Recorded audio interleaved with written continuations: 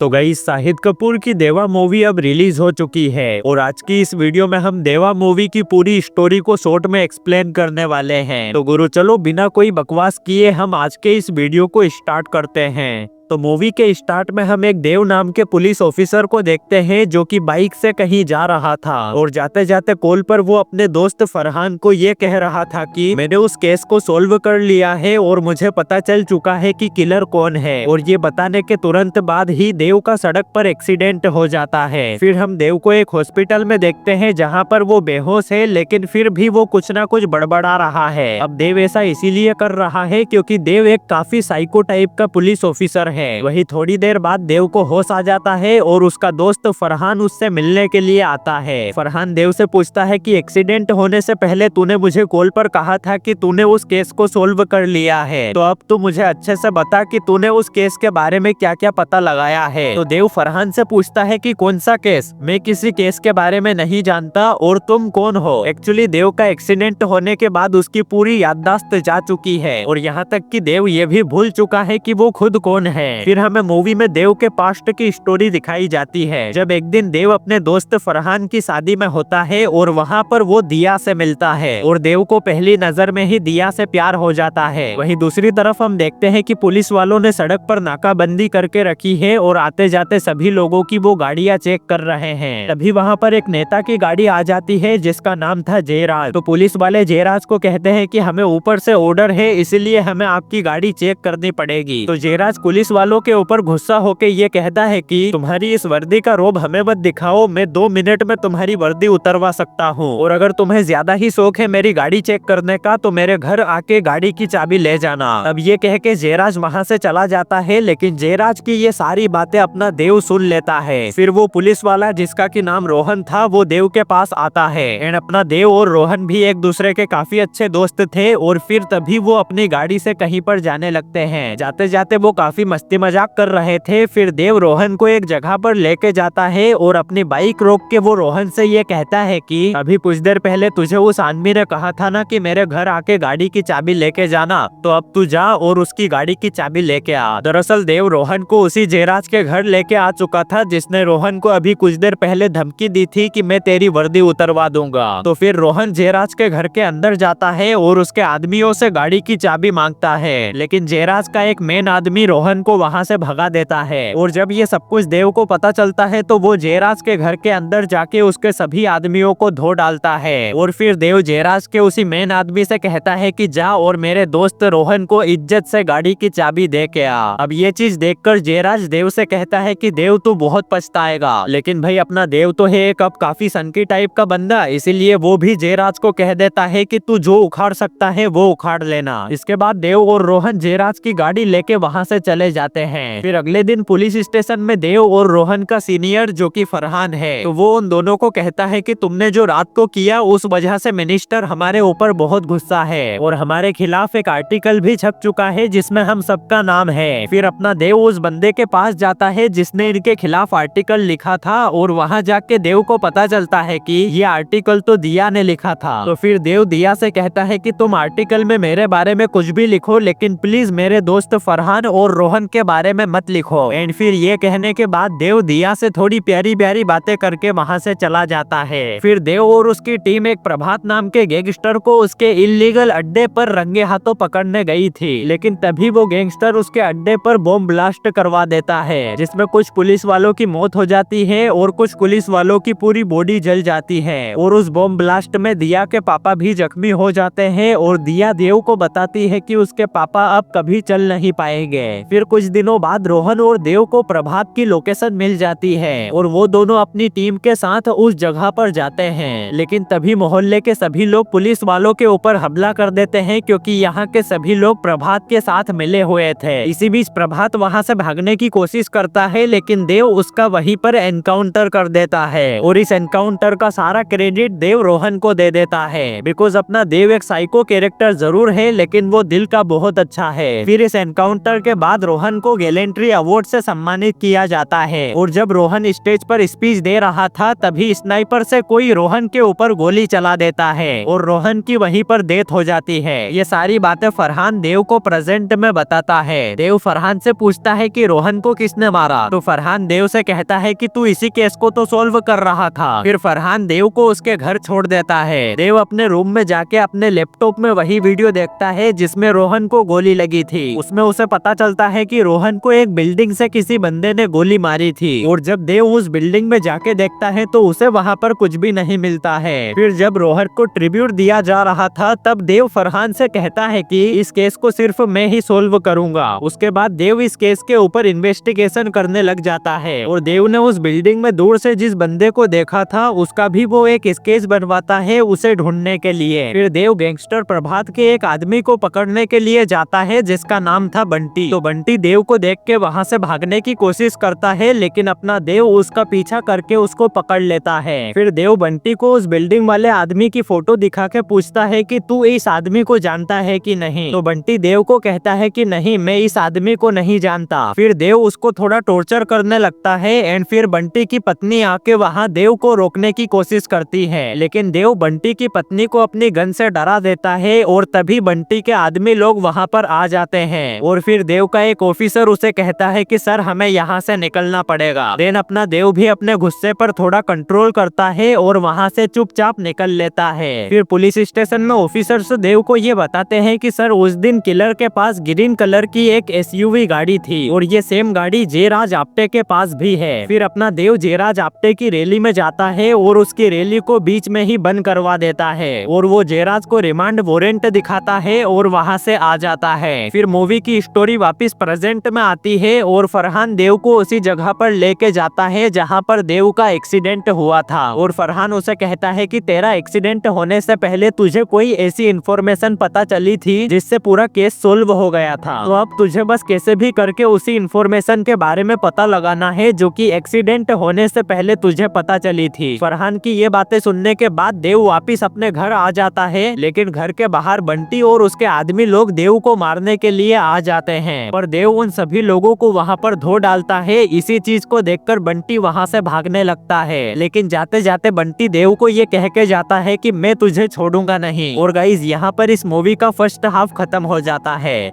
Movie के second half में हम देखते हैं कि अपना देव एक डॉक्टर से मिलने गया है तो डॉक्टर देव को ये सलाह देती है कि अगर तुम्हें तुम्हारी याददाश्त वापस लानी है तो तुम्हें वापस अपनी ड्यूटी पर जाना होगा। अब डॉक्टर की ये बात सुनने के बाद अपना देव वापस अपनी ड्यूटी करने लग जाता है। फिर देव को पुलिस स्टेशन में पता चलता है कि बंटी ने उसके ऊपर केस कर दिया है इसीलिए उसको आज कोर्ट में जाना पड़ेगा। देन अपना देव फिर कोर्ट में जाता है और जज उससे पूछती है कि क्या तुम इस औरत को जानते हो। अब गाइज ये औरत बंटी की पत्नी है लेकिन देव इसको पहचानने से इनकार कर देता है। फिर देव को वो वीडियो दिखाया जाता है जब उसने बंटी की पत्नी को गन से डराया था एंड कोर्ट के अंदर बंटी का वकील देव के ऊपर काफी बड़े बड़े एलिगेशन लगा देता है। फिर इस चीज के बाद देव का वकील जज से एक न्यू डेट मांगता है और जज उनको 2 महीने बाद की एक डेट दे देती है। फिर अपना देव एक मोबाइल शॉप पर उसका फोन लेने के लिए जाता है क्योंकि जब देव का एक्सीडेंट हुआ था तो उसका फोन भी बहुत ज्यादा डैमेज हो गया था। इसी वजह से फरहान ने देव के फोन को एक मोबाइल शॉप के ऊपर रिपेयर करवाने के लिए भिजवा दिया था। फिर देव उसके फोन में अपने सारे फोटोज और चैट्स देखता है अपनी याददाश्त को वापस लाने के लिए। तभी मार्केट में देव एक लड़की को देखता है जो कि काफी देर से उसकी तरफ देख रही थी लेकिन देव उस लड़की को पहचान नहीं पाता है इसलिए वो उस लड़की को इग्नोर कर देता है। इसके बाद देव वापस से रोहन के केस के ऊपर इन्वेस्टिगेशन करने लग जाता है एंड फिर एक दिन वो रोहन की जीएफ से मिलता है और रोहन की जीएफ देव से कहती है कि तुम्हारा एक्सीडेंट होने से पहले हमारे बीच में जो भी हुआ था उसके बारे में तुमने किसी को नहीं बताया इसीलिए थैंक्स। अब इतना बोल के रोहन की जीएफ वहाँ से चली जाती है। अब देव उसकी ये बातें सुन के एकदम सोच में पड़ जाता है क्योंकि एक्सीडेंट होने से पहले क्या हुआ था उसके बारे में देव को कुछ भी पता नहीं था। इसीलिए देव एक दिन वापस से रोहन की जीएफ के पास जाता है और उससे पूछता है कि मेरा एक्सीडेंट होने से पहले हमारे बीच में जो कुछ भी हुआ था उसके बारे में तुम मुझे सब कुछ बताओ। फिर देव को ये पता चलता है कि रोहन को गैलेंट्री अवार्ड मिलने से पहले उसने अपनी पूरी स्पीच अपनी जीएफ को सुनाई थी। तो उस स्पीच में रोहन ने ये लिखा था कि आज मैं अपनी ड्यूटी नहीं निभाऊंगा बल्कि आज मैं अपनी दोस्ती निभाऊंगा और प्रभात का एनकाउंटर मैंने नहीं मेरे दोस्त देव ने किया है और उस एनकाउंटर का पूरा क्रेडिट रोहन वापिस देव को दे देता है। अब रोहन का ये वीडियो देख के देव थोड़ा इमोशनल होता है, लेकिन उसे अभी भी कुछ याद नहीं आ रहा था। फिर एक दिन देव उसी बिल्डिंग के पास एक शूटर को बुलाता है जहाँ पर रोहन को गोली लगी थी। अब गाइस इस शूटर को इस चीज के बारे में काफी अच्छा नॉलेज है कि कोई भी शूटर किसी को मारने के लिए कहाँ से गोली चलाएगा। तो आसपास की जगह देखकर ये शूटर देव को बताता है कि हो सकता है कि जब रोहन के ऊपर गोली चली थी तब वो शूटर यहाँ हो ही ना, उसने अपने स्नाइपर में टाइमर लगा दिया होगा और मोबाइल से गन की गोली को एक्टिवेट कर दिया होगा।